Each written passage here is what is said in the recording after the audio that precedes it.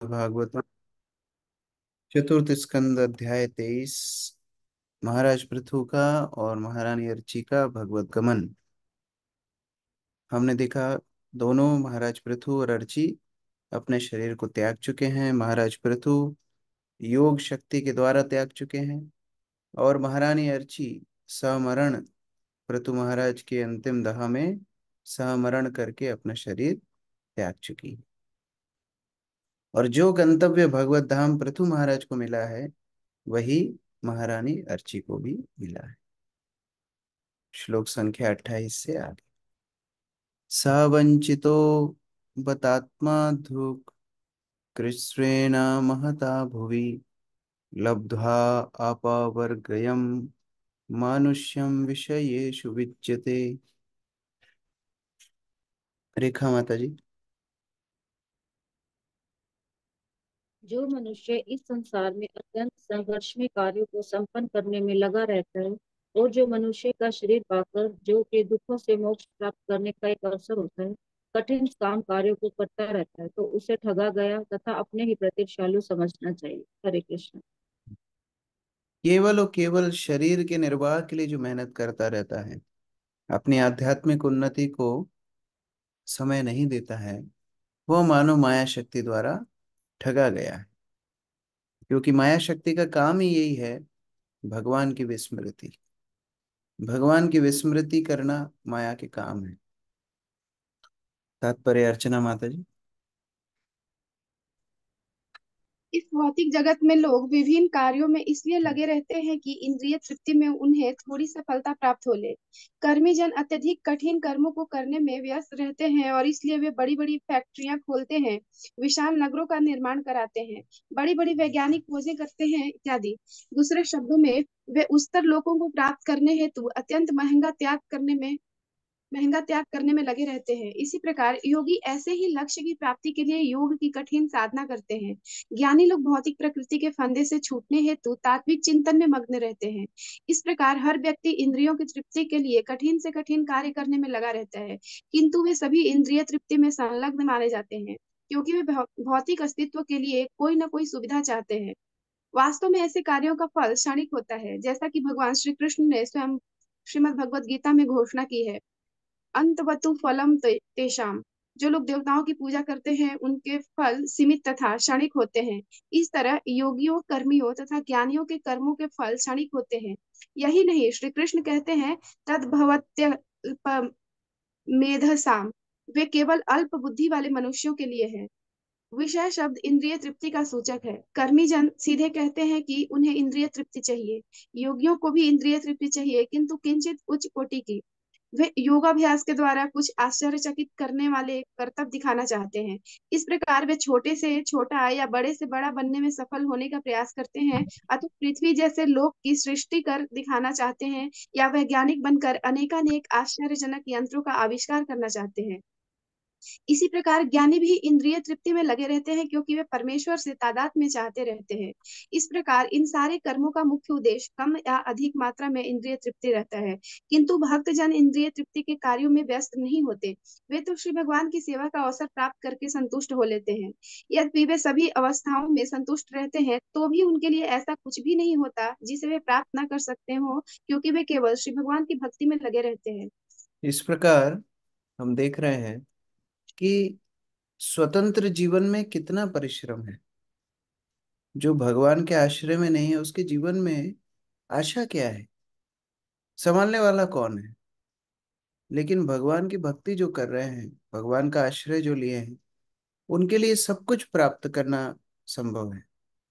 इसीलिए भगवान की भक्ति को एकमात्र आश्रय मानना चाहिए।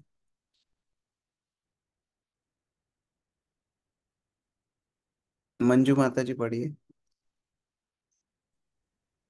देवताओं की पत्नियां इंद्र तृप्ति के लिए कर्म करने वालों को वंचित कहकर भर्त्सना करती हैं। जो इस प्रकार कर्म लगे हैं वे निस्संदेह आत्मा अर्थात अपनी हत्या खुद करने वाले हैं। श्रीमद् भागवतम में कहा गया है, न न देह मधम सुलभम सुदुर्लभम पल्लवम सुकल्पम गुरु कर्णधारम मायानुकूलेन नव स्वार्थ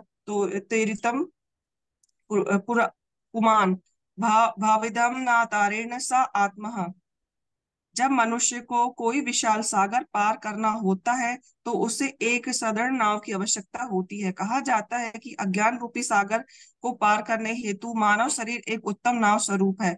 मनुष्य जीवन में कोई गुरु रूपी अच्छे नाविक से पथ प्रदर्शक प्राप्त कर सकता है। भगवान श्री कृष्ण की कृपा की अनुकूल हवाएं भी मिल जाती हैं और ये हवाएं श्री कृष्ण के उपदेश मनुष्य शरीर नाव है। श्री कृष्ण के आदेश से अनुकूल हवाएं है और गुरु नाविक है। गुरु जानते हैं कि पाल को कैसा साधा जाए कि हवा अनुकूल रहे और गंतव्य तक नाव ले जाए जाए। किंतु यदि मनुष्य इस अवसर का लाभ नहीं उठाता तो वह मनुष्य जीवन को व्यथा नष्ट ही करता है। समय तथा जीवन को इस प्रकार से नष्ट करना आत्मघात जैसा है।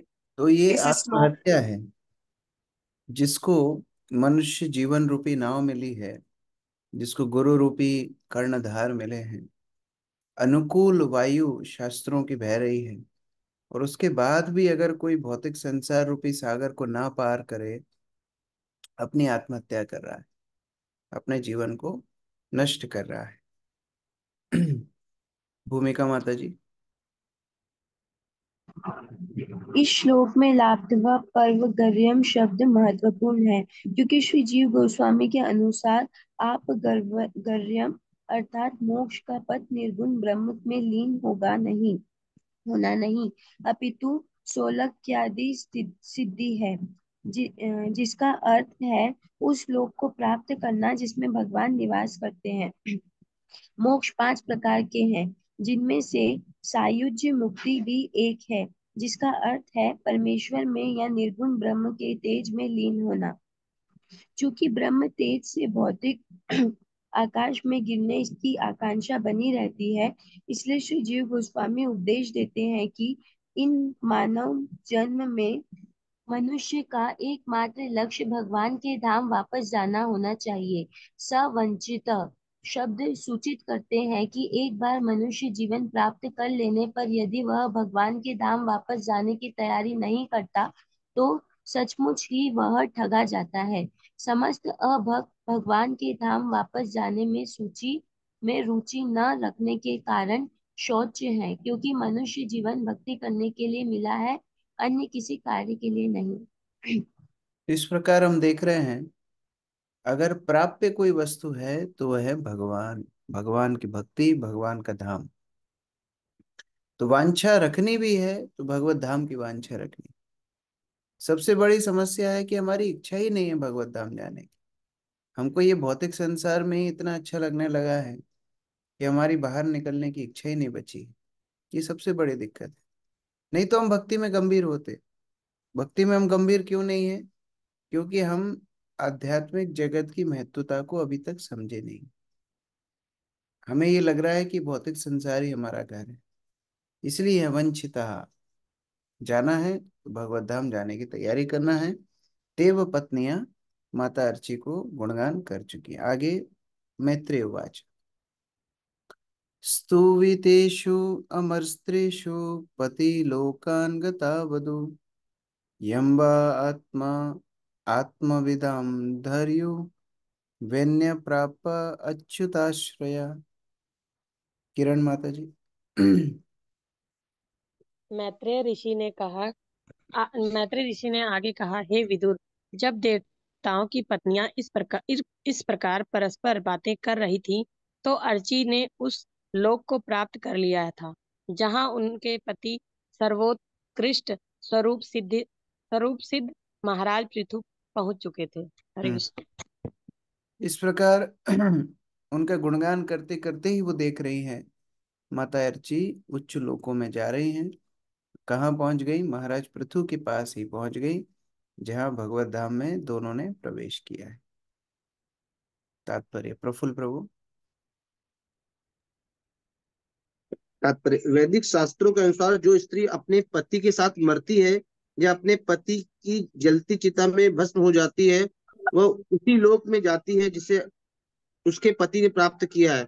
इस भौतिक जगत में पितृलोक के ही समान पतिलोक भी है, किंतु इस श्लोक में पतिलोक इस भौतिक ब्रह्मांड के किसी भी लोक का सूचक नहीं है, क्योंकि सर्वोच्च स्वरूप सिद्ध व्यक्ति होने के कारण महाराज पृथु अवश्य ही श्री भगवान के धाम वापस गए होंगे और उन्होंने वैकुंठ लोक में से एक को प्राप्त किया होगा।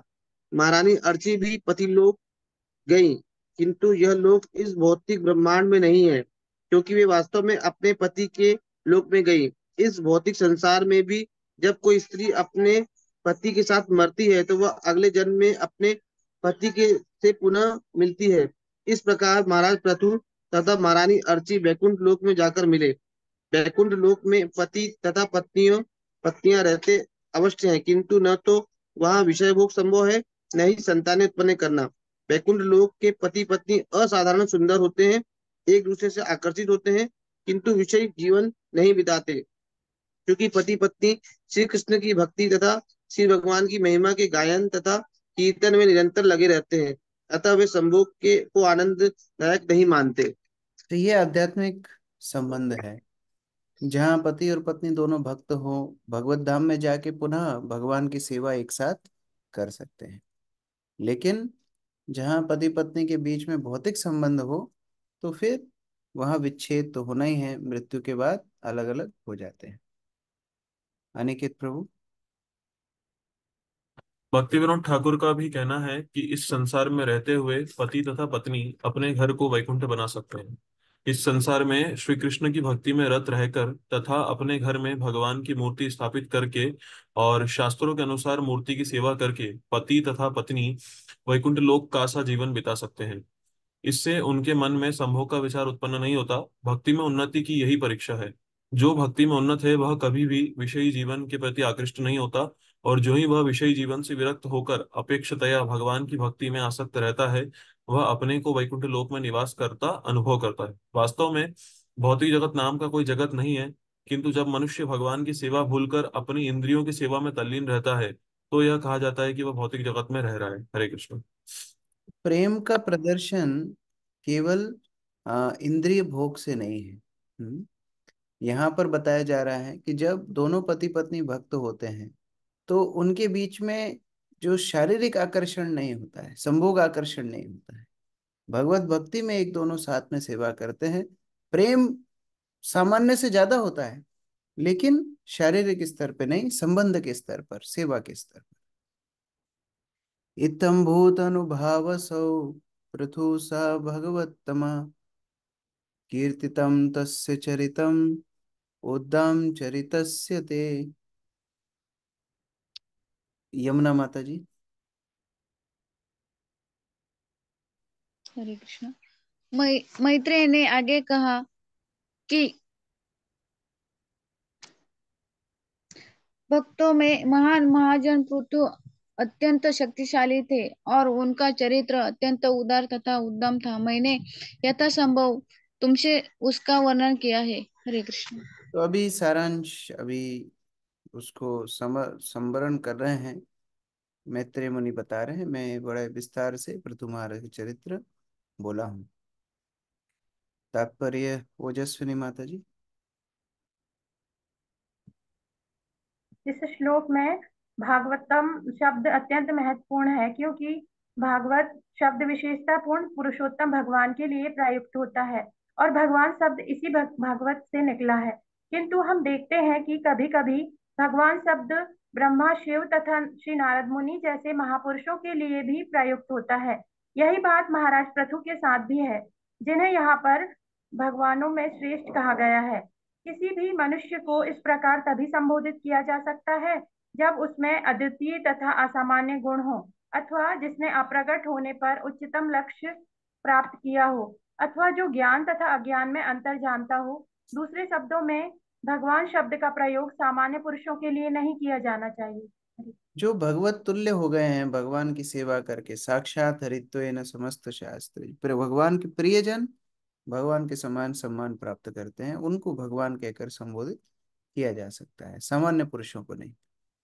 या इदम सुमहत् पुण्यम श्रद्धया अभिहिता पठेत अभिफलश्रुति श्रवयेत शृणुयात् वापि सह प्रथो पदवीं यात्। जिन्होंने बिना नागा, बिना गैप ये पृथु महाराज का चरित्र सुना है, पढ़ा है, उनके लिए क्या फल है आगे बता रहे हैं नमिता माता जी।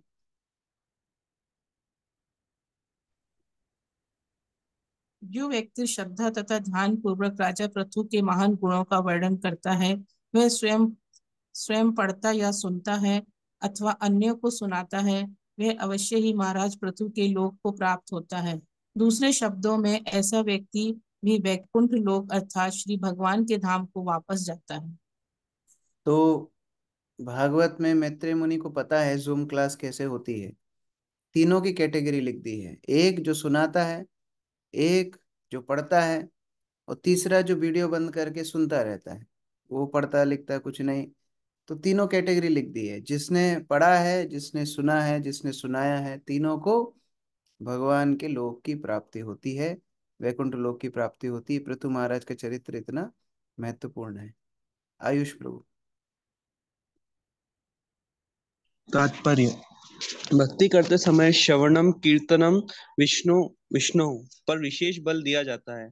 इसका अर्थ यह है कि भक्ति का प्रारंभ श्री विष्णु के विषय में श्रवण तथा कीर्तन करने से होता है। जब हम भगवान श्री विष्णु का उल्लेख करते हैं तो इसका अर्थ यह होता है कि जो जो श्री विष्णु से संबंधित है उन सब का भी हम संदर्भ ले रहे हैं। शिव पुराण में शिव ने विष्णु पूजा को सर्वोच्च पूजा बताया है, किंतु इससे भी श्रेष्ठ है वैष्णवों या श्री विष्णु से संबंधित किसी भी वस्तु की पूजा। यहाँ यह तथ्य बताया गया है कि वैष्णव के संबंध में श्रवण तथा कीर्तन श्री विष्णु के श्रवण कीर्तन के समान ही है, क्योंकि श्री मैत्रेय मुनि ने बताया है जो कोई ध्यान पूर्वक महाराज पृथु के विषय में सुनता है उसे भी महाराज पृथु को मिलने वाला लोक प्राप्त होता है। श्री विष्णु तथा वैष्णव में कोई भेदभाव नहीं है, इसे अद्वैय ज्ञान कहते हैं। एक वैष्णव श्री विष्णु के ही समान महत्वपूर्ण है। इसीलिए श्री विश्वनाथ चक्रवर्ती ठाकुर ने अपने गुरु अष्टक में लिखा है, साक्षात धरित्वेन समस्त शास्त्रे उक्तस्तथा भाव्यत एव सद्भि किंतु प्रभुर्य प्रिय एव तस्य वंदे गुरु श्री चरणारविंदम। गुरु का सम्मान परमेश्वर के ही समान किया जाता है, क्योंकि वे श्री भगवान के परम विश्वसनीय सेवक होते हैं। इसे सभी प्रामाणिक शास्त्रों ने स्वीकार किया है और सभी विद्वानों ने इसका पालन किया है। अतः मैं श्री हरि के प्रामाणिक प्रतिनिधि अपने गुरु के चरण कमलों को नमस्कार करता हूँ। परम वैष्णव गुरु होते हैं। भगवान के गुण, भगवान के भक्तों के गुण एक समान है, कभी भी इन्हें अलग अलग नहीं समझना चाहिए। भगवान के भक्तों की सेवा, भगवान के भक्तों का दर्शन, उनकी प्रदक्षिणा, उनके कथा श्रवण, भगवान की कथा श्रवण, भगवान के दर्शन उनकी प्रदक्षिणा के समान है। इसीलिए वैष्णवों को, गुरुजनों को उसी प्रकार से सेवा करना चाहिए। राहुल प्रभु पढ़िए। परम वैष्णव गुरु होता है और भगवान से अभिन्न अभिन्न होते हैं। कहा जाता है कि कभी कभी भगवान चैतन्य महाप्रभु गोपियों के नाम का जप करते थे। जब उनके कुछ शिष्य उनसे इसके बजाय श्री कृष्ण का नाम लेने को कहते तो वे शिष्यों पर अत्यंत रुष्ट हो जाते थे। इस घटना को लेकर इतना वितंडा हो गया कि चैतन्य महाप्रभु ने संन्यास ग्रहण करने का निश्चय कर लिया, क्योंकि गृहस्थ आश्रम में उन्हें गंभीरता पूर्वक नहीं लिया जाता था। चूंकि श्री चैतन्य महाप्रभु गोपियों के नाम का जप करते थे, अतः गोपियों या भगवान के भक्तों की पूजा भगवान की भक्ति के ही समान है। भगवान ने स्वयं कहा है कि मेरे भक्तों की भक्ति करना मेरी प्रत्यक्ष भक्ति से श्रेष्ठ है। कभी कभी सदा सहजिया भक्त अन्य भक्तों के कार्यकलापों को छोड़कर केवल श्री कृष्ण की व्यक्तिगत लीलाओं में ही रुचि रखते हैं। ऐसा भक्त उच्च स्तरीय नहीं होता। जो भक्त तथा भगवान को समान स्तर पद पर देखता है वही आगे उन्नति करता है। तो चैतन्य महाप्रभु जब नदिया में थे, नवद्वीप में थे, तो एक पाठशाला चलाया करते थे। कई छात्र उनसे पढ़ने के लिए आते थे। और महाप्रभु जब ईश्वरपुरी से मिलके आए दीक्षा के बाद, तो उनका पूरा रवैया ही बदल गया। हमेशा कृष्ण स्मरण में रहते, विरह में रहते, क्रंदन करते इत्यादि। तो ऐसा हुआ कि एक दिन गोपियों का नाम लेके महाप्रभु वृंदावन को स्मरण कर रहे हैं, लेकिन उनके उनके जो वो जो स्टूडेंट थे, वो लोग उसको नहीं समझ पाए। वो लोग हंसने लगे कि अरे ये महाप्रभु क्यों गोपियों का नाम ले रहे हैं, वो तो नहीं जानते किसका नाम ले रहे हैं। कौन चित्रा है, कौन तुंग विद्या है, कौन चंपकलता है, कौन ललिता है। तो वो लोग सोचने लगे कि महाप्रभु कोई युवतियों का नाम ले रहे हैं, वो लोग उनका मजाक उड़ाने लगे। तो महाप्रभु को बहुत दुख लगा। महाप्रभु सोचने लगे कि मैं तो आया हूँ ये जीवों का उद्धार करने, इन्हें कृष्ण भक्ति सिखाने, विरह भाव सिखाने, और यदि ये मेरा ही सम्मान नहीं करेंगे तो कैसे काम चलेगा। तो महाप्रभु ने देखा कि देखो, सन्यासी का सब सम्मान करते हैं, तो महाप्रभु ने गृहस्थ जीवन छोड़ के सन्यास ग्रहण किया, और सन्यास की वजह से लोग महाप्रभु को सम्मान करते। लेकिन वो सन्यास तो केवल एक प्रचार के लिए बहाना था, महाप्रभु ने उनको कृष्ण भक्ति प्रदान की। तो इस प्रकार महाप्रभु अपने उदाहरण से सिखाते हैं कैसे गोपियों का नाम, भगवान के भक्तों का नाम, भगवान के भक्तों का चरित्र भी भगवान के ही समान पवित्र है। ब्राह्मणो ब्रह्मा वर्चस्वी राजन्य जगति पति, वैश्य पठन वित्पति स्यात्, शूद्र सत्तताम यात्। हरिप्रिय माता जी। यदि कोई पृथु महाराज के गुणों को सुनता है और यदि वह ब्राह्मण है तो वह ब्रह्म शक्ति में निपुण हो जाता है। यदि वह क्षत्रिय है तो संसार का राजा बन जाता है। यदि वह वैश्य है तो अन्य वैश्यों तथा अनेक पशुओं का स्वामी हो जाता है। और यदि शूद्र हुआ तो वह उच्च कोटि का भक्त बन जाता है। क्या चाहिए? भक्ति चाहिए ये और कुछ चाहिए? यहाँ बता रहे शूद्र को भक्ति मिलती है, बाकी तीन वर्णों को अपने अपने वर्ण में वृद्धि मिलती है। मतलब क्या है? वास्तव में शूद्र भक्ति के लिए और अनुकूल विचार है। हम सप्तम स्कंद में शूद्र के गुण देखते हैं। शूद्र के गुण क्या है? सेवक भाव है, अपने स्वामी के लिए पूर्ण समर्पण है। ये भक्ति के लिए अनुकूल है। जो जितना छोटा है उतना भक्ति के लिए अनुकूल है। तो जो भी हो, पृथु महाराज का चरित्र कल्प वृक्ष के समान है, जिसको जो चाहिए वो मिल सकता है। अगर हम भक्ति की कामना से पृथु महाराज का चरित्र पढ़ेंगे, सुनेंगे, स्मरण करेंगे तो हमको भक्ति प्रदान करने में भी समर्थ है। सुरेखा माता जी।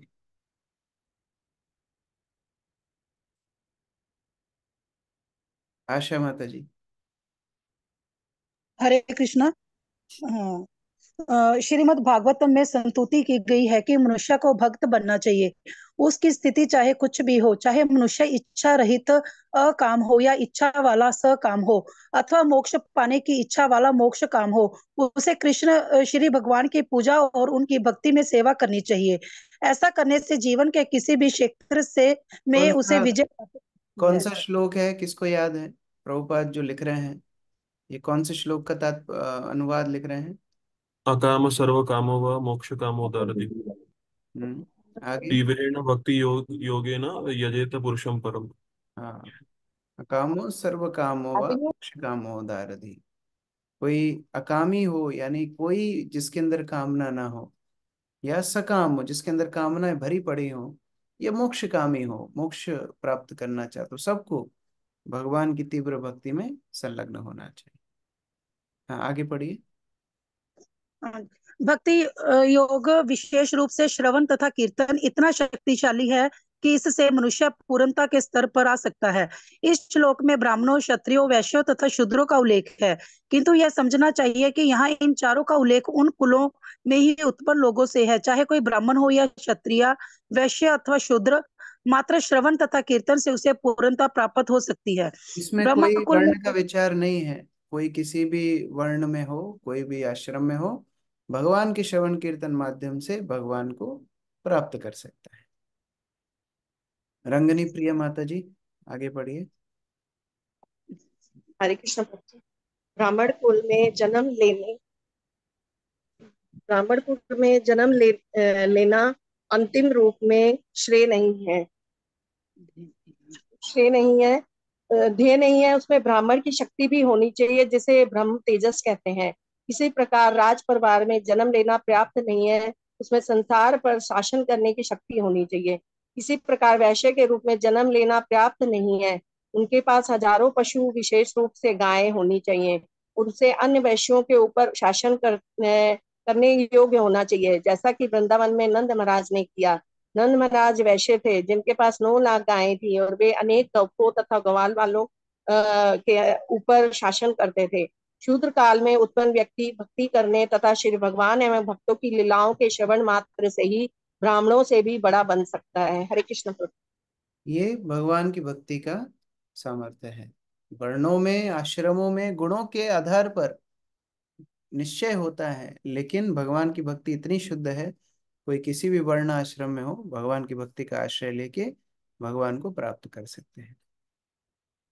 त्रिकृत्वा इदम आकर्ण्य नरः नारी अथवा आद्यता अप्रजा सुप्रजतमा निर्धना धनवतमा। और आगे श्रुतिफल बता रहे हैं प्रमोदानंद प्रभु जी। परीक्षण हो, चाहे नर हो या नारी, जो कोई भी मानव पशु के इस वृत्तांत को अत्यंत आदरपूर्ण सुनता है, यदि वे निसंतान है तो संतान युक्त, और यदि निर्धन है तो वे धनवान बन जाता है। हरे कृष्ण। इस प्रकार कुछ भौतिक दिखने में लग रहे हैं, भौतिक वस्तुएं, भौतिक वस्तुएं भी हैं, क्योंकि भागवत एक ऐसा ग्रंथ है जो समग्र रूप से व्यक्ति की मदद करता है। उसके जीवन को जीने के लिए जो चाहिए वो भी दे देता है, और भगवत प्राप्ति तो देता ही है। तात्पर्य आरती माता जी। भौतिकवादी व्यक्ति जिन्हें धन तथा परिवार अत्यंत प्रिय है, विशेष रूप से देवी दुर्गा, शिवजी तथा ब्रह्मा जैसे विभिन्न देवताओं की पूजा करते हैं, जिससे उनके मनोरथ पूरे हों। ऐसे व्यक्ति श्री ऐश्वर्य प्रजेप शवा कहलाते हैं। श्री का अर्थ है सौंदर्य, ऐश्वर्य का अर्थ है धन, प्रजा का अर्थ है संतानें तथा इत्सव का अर्थ है इच्छुक। जैसा कि श्रीमद् भगवत गीता के द्वितीय स्कंद में कहा गया है, विभिन्न प्रकार के वरदानों के लिए विभिन्न देवताओं की पूजा करनी होती है, किंतु यहाँ यह कहा गया है कि पृथु महाराज ने के जीवन तथा चरित्र के विषय में सुनने मात्र से विपुल धन तथा संतान दोनों प्राप्त होती है। मनुष्य को पृथु महाराज के इतिहास, जीवन तथा कार्यों को केवल पढ़ना और समझना होता है। यहाँ इस बात की सलाह दी जाती कि मनुष्य उन्हें कम से कम 3 बार पढ़े। जो दीन है वे भगवान तथा उनके भक्तों के विषय में सुनने से इतना लाभ प्राप्त करेंगे कि उन्हें अन्य देवताओं के पास जाने की आवश्यकता नहीं रह जाएगी। इस श्लोक का सुप्रजतमः अनेक बच्चों से घिरा हुआ शब्द अत्यंत महत्वपूर्ण है, क्योंकि संभव है कि किसी के अनेक संतानें किंतु उनमें से एक भी योग्य न निकले, किंतु यहाँ पर यह कहा गया है कि इस प्रकार से प्राप्त सारी संतानें योग्य रूप से शिक्षित, धनी, सुंदर तथा बलशाली होगी। सुप्रजतमः। तो ऐसा नहीं है कि भगवान कोई भी वस्तु नहीं देते हैं, नहीं, भगवान अपने भक्तों को सब कुछ देने के लिए तैयार हैं। भौतिक संसार हो, आध्यात्मिक संसार हो, सब कुछ देने के लिए तैयार हैं। तो ऐसे भक्त को किसी और आश्रय में जाने की आवश्यकता नहीं है। अस्पष्ट कीर्ति सुयशा मूर्ख भवति पंडिता इदम स्वस्ति अयनम पुंसा मंगल अमंगल निवारणम। मीनू माता जी।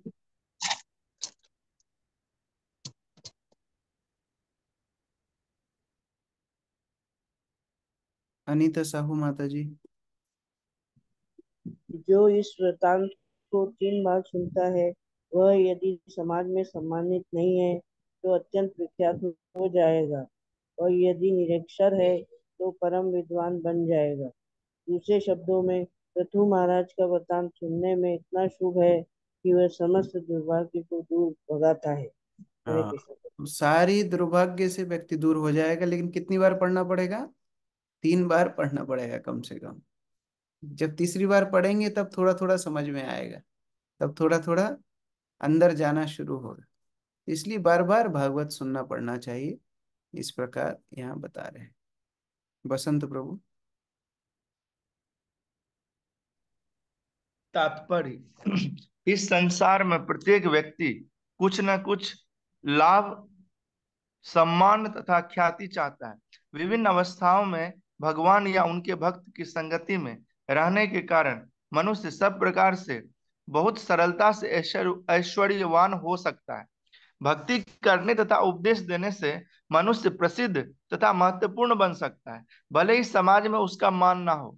जहाँ तक शिक्षा का प्रश्न है, केवल श्रीमद् भागवत तथा श्रीमद् भगवत गीता को सुनकर वह समाज में महान पंडित माना जा सकता है, क्योंकि इन ग्रंथों में भगवान तथा उनके भक्तों की लीलाओं का वर्णन है।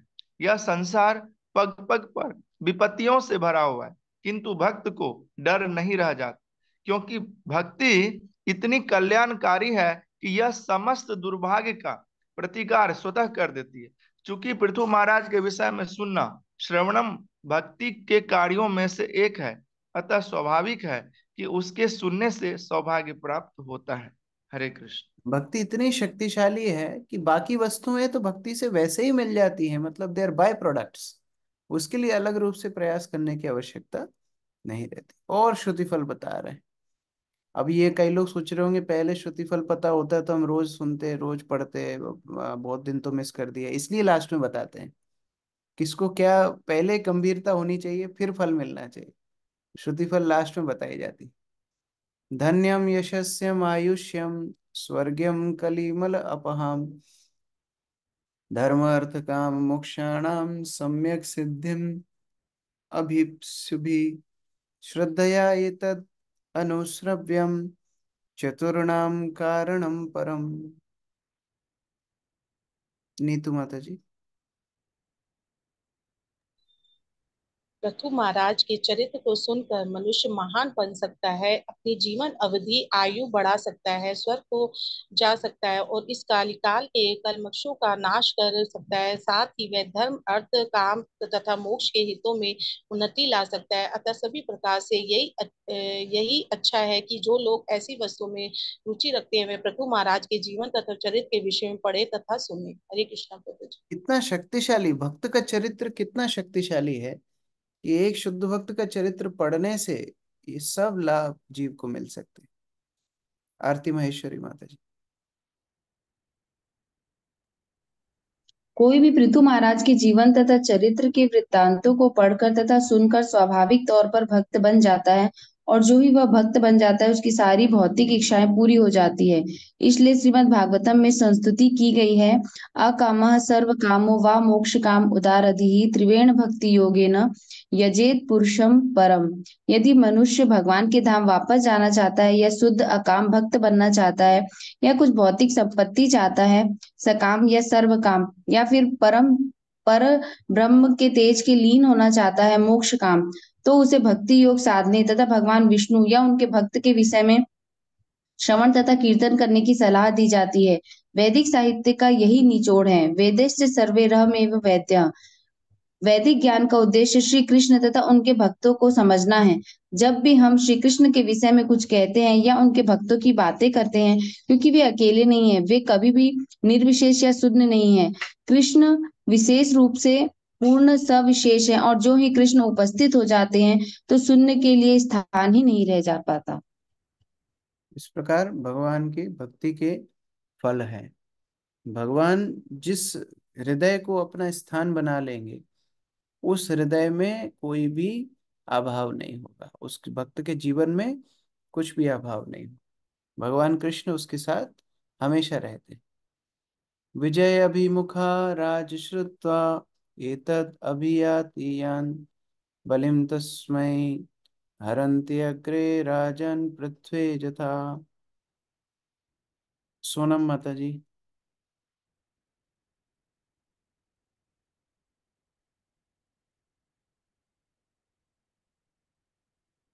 हरे कृष्णा प्रभु जी, दंडवत प्रणाम।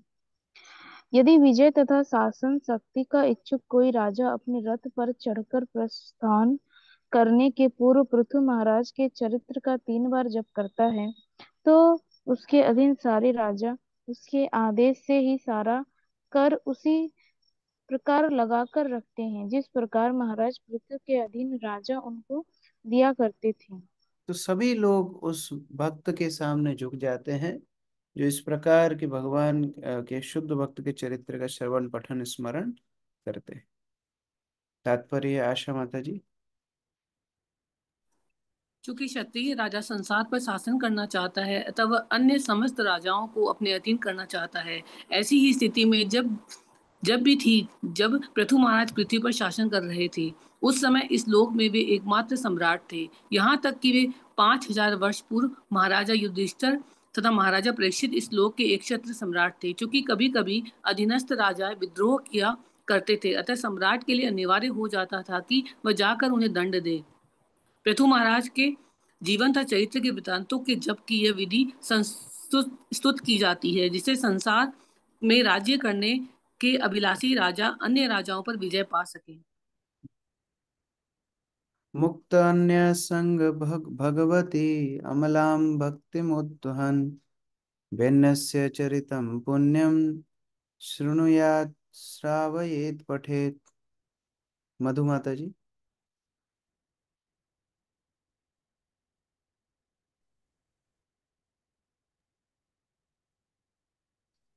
शुद्ध भक्ति योग की विविध विधियों का पालन करते हुए कृष्णा चेतना में पूर्णता लीन होने के कारण दिव्य पद पर स्थित हो सकता है, किंतु तो भी भक्ति करते समय उसे महाराज पृथु के जीवन तथा चरित्र के विषय में सुनना, दूसरों को सुनने की प्रेरणा देना तथा पढ़ना चाहिए। हरे कृष्ण।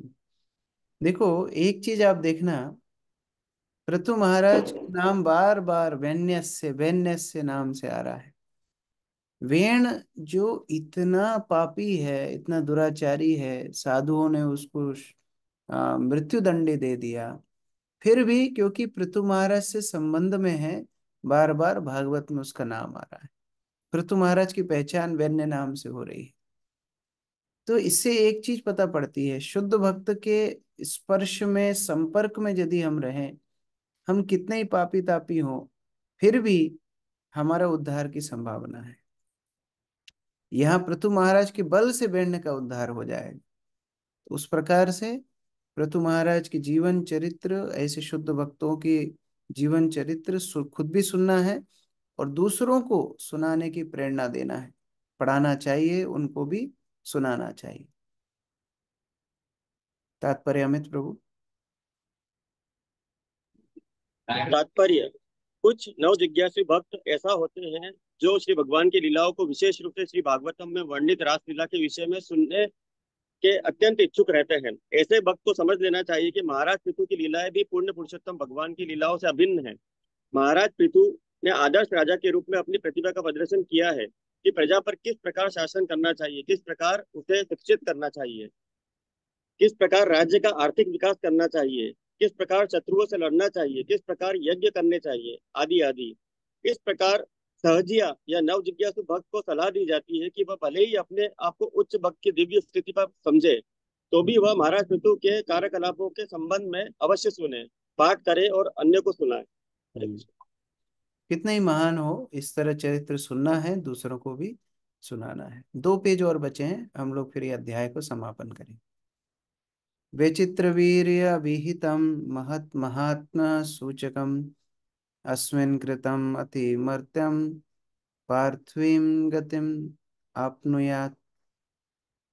मणि माता जी। मैत्रेय मुनि ने आगे कहा कि हे विदुर, मैंने यथासंभव पृथु महाराज के चरित्र के विषय में बतलाया है, जो मनुष्य के भक्ति भाव को बढ़ाने वाला है, और जो कोई भी इसका लाभ उठाता है वह भी पृथु महाराज की तरह ही भगवान के धाम को वापस जाता है। तो ये अभी मुख्य उसकी फलश्रुति है। पृथु महाराज जैसे भक्तों का चरित्र सुनने से भक्ति की वर्धन होता है, भक्ति की वृद्धि होती है और अंततः भगवत धाम जाने के लिए सहायक होता है। तात्पर्य जय माता जी। तात्पर्य, पिछले श्लोक में आया हुआ शाश्वत शब्द इंगित करता है कि मनुष्य को न केवल स्वयं पढ़ना चाहिए वरन अन्यों को भी पढ़ने तथा सुनने हेतु प्रेरित करना चाहिए। यह उपदेश देना कहलाता है। श्री चैतन्य महाप्रभु ने इस अभ्यास की संस्तुति की है। यारे देख तारे कह कृष्ण उपदेश, श्री चैतन्य चरितामृत मध्य लीला। जिससे भी मिलो उससे श्री कृष्ण द्वारा दिए गए उपदेशों के विषय में बातें करो या उसे श्री कृष्ण के वृतांत सुनाओ। महाराज पृथु की भक्ति का इतिहास पूर्ण पुरुषोत्तम भगवान की लीलाओं के वृतांत के समान ही शक्तिशाली है। मनुष्य को चाहिए कि वह श्री भगवान की लीलाओं तथा महाराज पृथु के कार्यकलापों में अंतर न माने और जब भी अवसर मिले महाराज पृथु के विषय में सुनने हेतु अन्यों को प्रेरित करे। मनुष्य को चाहिए कि वह केवल अपने हित के लिए उनकी लीलाओं को न पढ़े, अपितु अन्यों को भी पढ़े, अन्यों को भी उनके विषय में पढ़ने तथा सुनने हेतु प्रेरित करे। इस तरह प्रत्येक व्यक्ति लाभान्वित हो सकता है। तो कैसे करेंगे हम ये सब? प्रभुपाद बार बार बोल रहे हैं दूसरों को प्रेरणा दो, दूसरों को पढ़ने के लिए प्रेरणा दो। कैसे देंगे? हम भी जाके भागवत कथा करेंगे अलग अलग जगह? ये संभव है हमारे लिए? ये संभव नहीं है। लेकिन एक चीज हमारे लिए संभव है, हमको प्रभुपाद की भागवत सब जगह पहुंचाना है, ये हमें करना है। आज हमारे पास भक्तों द्वारा प्रभुपाद की भागवत आई है, हमको कितना लाभ मिल रहा है इसकी कल्पना हम नहीं कर पा रहे हैं। आप सब प्रतिदिन आके भागवत पढ़ रहे हैं, ये प्रभुपाद जी की कृपा आप तक भक्तों ने पहुंचाई है। अब आपको दूसरों तक भागवत पहुंचाना है। पहली बात तो जिनके पास भागवत नहीं है उनके पास भागवत होना चाहिए। घर में फ्रिज हो ना हो, कूलर हो ना हो, एसी हो ना हो, भागवत जरूर होना चाहिए।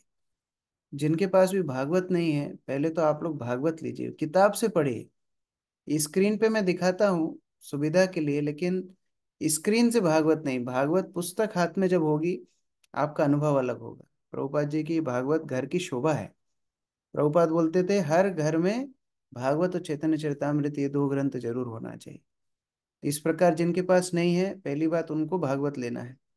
और दूसरी बात, जिनके पास है, कम से कम संकल्प करना है 1 साल में एक भागवत किसी को दिलाना है। कम से कम 1 साल में एक भागवत किसी एक व्यक्ति को दिलाना है। ये कोई बड़ी चीज नहीं है, 1 साल भर में एक व्यक्ति को भागवत दिलाना है। अभी भाद्र पूर्णिमा का बहुत सुंदर अवसर आएगा, हम लोग सब प्रयास करेंगे कम से कम एक भागवत। और भागवत में लिखा है द्वादश स्कंद में, जो एक भागवत कम से कम किसी व्यक्ति को दे दान करते हैं या दिलाते हैं या प्रेरणा देते हैं लेने के लिए, उनको भगवत धाम जाने का टिकट कंफर्म हो जाता है। इस प्रकार से हमको प्रयास करना है। पहले तो जन्म सार्थक करी, जिनके पास भागवत नहीं है उनको भागवत लेना है। ये आपकी भलाई के लिए मैं बोल रहा हूँ। घर में कुछ सामान हो ना हो, पैसा नहीं है सामान बेच दो, लेकिन भागवत लेना है। दूसरी बात, जिनके पास है, साल में कम से कम एक व्यक्ति को आप भागवत लेने के लिए प्रेरणा दीजिए।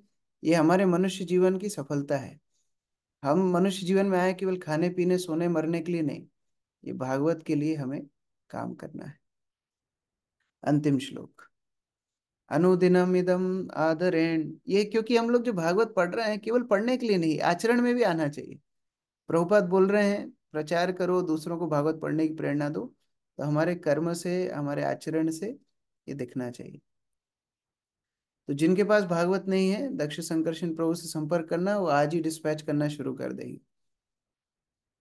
अनुदिनमिदम् आदरेण शृण्वन् पृथुचरितं पृथुचरितं प्रणयन् विमुक्त संग अनुदिनमिदम् आदरेण शृण्वन् पृथुचरितं प्रथयन् विमुक्त संग भगवती भवसिन्धुपोतपादे सा च निपुणां लभते रतिं मनुष्य। सरिता माता जी।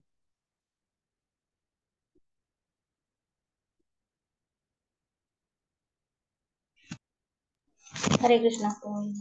जो भी महाराज पृथु के कार्यकलापों के वृतांत को नियमित रूप से अत्यंत श्रद्धापूर्वक पढ़ता, कीर्तन करता तथा वर्णन करता है, उसका श्री भगवान के चरण कमलों के प्रति अविचल विश्वास तथा अनुराग निश्चय ही नित्य प्रति बढ़ता जाता है।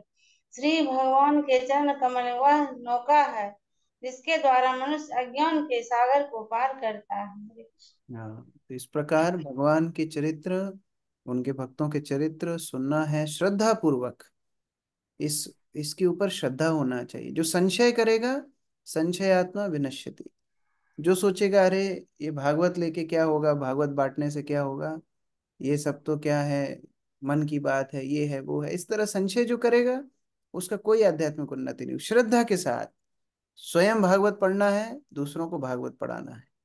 अगर इस प्रकार का आचरण रहेगा, भगवान के चरण कमलों में उसकी अविचल अनुराग स्थापित हो जाएगा। और इसी अनुराग के चलते भगवान के चरण कमलों का आश्रय लेके वो ये भव सागर को पार कर जाएगा। तात्पर्य कौन पढ़ेंगे लास्ट? यस, गायत्री माता जी पढ़ी। हरे कृष्ण। इस श्लोक में भव सिंधु पोतपादे शब्द महत्वपूर्ण है। भगवान ने के चरण कमल महत्व पदम कहलाते हैं, जिसका अर्थ यह है कि सारा भौतिक अस्तित्व भगवान के चरण कमलों पर निर्भर करता है। जैसा कि श्रीमद् भगवद गीता 10.8 में कहा गया है, अहम सर्वस्य प्रभव, मुझसे ही सब कुछ उद्भूत है। यह दृश्य जगत जिसकी तुलना अज्ञान के सागर से की गई है, यह भगवान के चरण कमलों पर आश्रित है। फलतः शुद्ध भक्त के लिए यह अज्ञान रूपी महासागर भी नगण्य बन जाता है। जिसने भगवान के चरण कमलों की शरण ले रखी है, उसे इस समुद्र को पार करने की आवश्यकता नहीं होती, क्योंकि उसने पहले ही भगवान के चरण कमलों में स्थित होने के कारण उसे पार कर लिया है। यह भगवान अथवा भगवान के भक्त की महिमा का श्रवण तथा कीर्तन करने से भगवान के चरण कमलों की सेवा स्थिर हो जाती है, सेवा में स्थिर हो जाता है। नियमित रूप से प्रतिदिन श्री पृथु महाराज के जीवन वृत्त को सुनाकर भी यह पद आसानी से प्राप्त किया जा सकता है। इस प्रसंग में विमुक्त संग शब्द महत्वपूर्ण है, क्योंकि हम भौतिक प्रकृति के तीन गुणों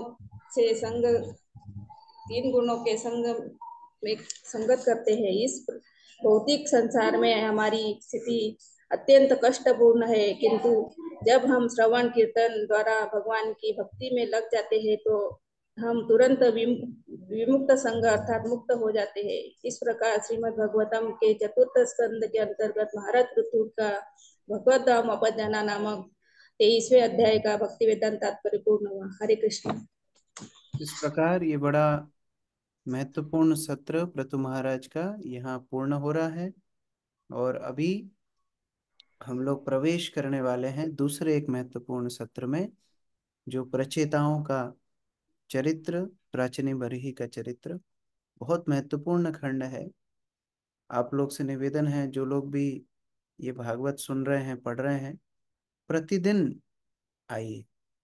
कई दिन मुश्किल होती है, लेकिन प्रतिदिन आइए। आगे का सत्र हमारी कहानी है। अभी तो हमने पृथु महाराज की कहानी सुनी, अभी हमारी कहानी आने वाली। हम कैसे भौतिक संसार में फंसे हैं। पुरंजन आख्यान आएगा, बड़ा रोमांचक आख्यान है, बड़ा रोमांचक वृत्तांत है, जहाँ नारद मुनि पुरंजन को एक कहानी सुनाते हैं, और बाद में पुरंजन को समझ में आता है, रही तो मेरी कहानी चल रही है। जैसे हम लोग बच्चों को कभी कभी कहानी सुनाते हैं ना, एक राजा था, एक रानी थी, ऐसे नारद मुनि एक कहानी सुनाएंगे, एक बकरा था, एक बकरी थी, ऐसा था वैसा था। बाद में समझ में आएगा, रही तो मेरी कहानी चल रही। तो हम सबकी कहानी आगे आने वाली है। हम कैसे भौतिक संसार में फंसे हैं और कैसे हमको इस संसार से बाहर निकलना है, बड़े गंभीरता से हम लोग अगले अध्याय से पाठ शुरू करेंगे। भगवान शिव, अगला अध्याय है रुद्र गीता।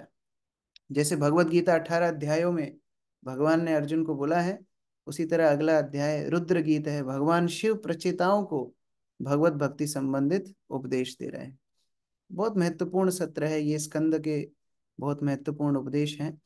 जिन लोगों ने ये पृथु महाराज का चरित्र पूरा सुना है, पढ़ा है, अब थोड़ा थोड़ा रिवाइज करना, थोड़ा पन्ने पलट के देखना किस तरह पृथु महाराज के चरित्र से हमने सीखा है। ऐसा ना हो आगे हम पढ़ते जाएं, पीछे का सब मिटता जाए। तो धीरे धीरे उसका भी रिवीजन होता रहे, और आगे भी हम अब प्रचिनी बरही, प्रचेता, पुरंजन इत्यादि आख्यान में प्रवेश कल से शुरू करेंगे। हरे कृष्ण। ग्रंथराज श्रीमद् भागवतम की जय। श्रील प्रभुपाद की कृष्ण को बलिदान बहुत प्रणाम।